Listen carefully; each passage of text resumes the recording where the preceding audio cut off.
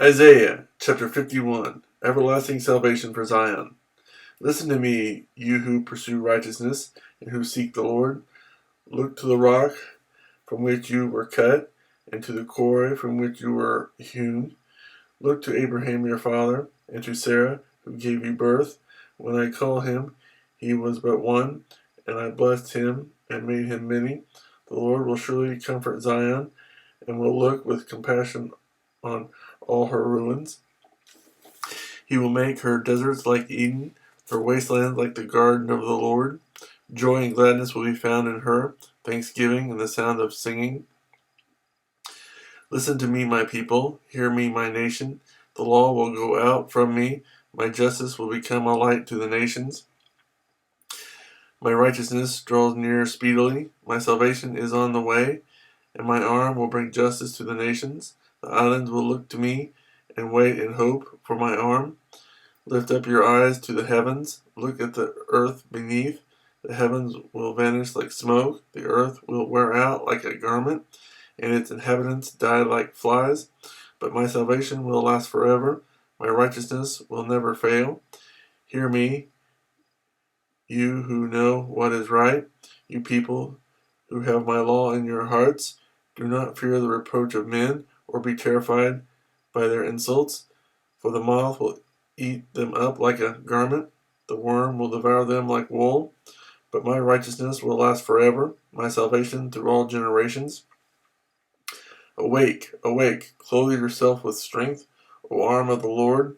Awake, as in days gone by, as in generations of old. Was it not you who cut Rahab to pieces, who pierced that monster through? Was it not you who dried up the sea, the waters of the great deep, who made a road in the depths of the sea, so that the redeemed might cross over? The ransomed of the Lord will return.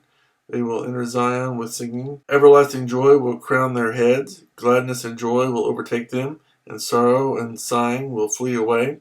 I, even I, am he who comforts you. Who are you that you fear mortal men, the songs of men who are but grass, that you forget the Lord your Maker, who stretched out the heavens and laid the foundations of the earth, that you live in constant terror every day because of the wrath of the oppressor, who is bent on destruction? For where is the wrath of the oppressor? The cowering prisoners will soon be set free. They will not die in their dungeon, nor will they lack bread. For I am the Lord your God, who turns up the sea, so that its waves roar. The Lord Almighty is his name. I have put my words in your mouth, and covered you with the shadow of my hand.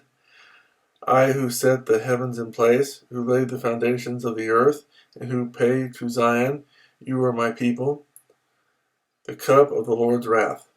Awake, awake, rise up, O Jerusalem, you who have drunk from the hand of the Lord the cup of his wrath, you who have drained to its dregs the goblet that makes men stagger.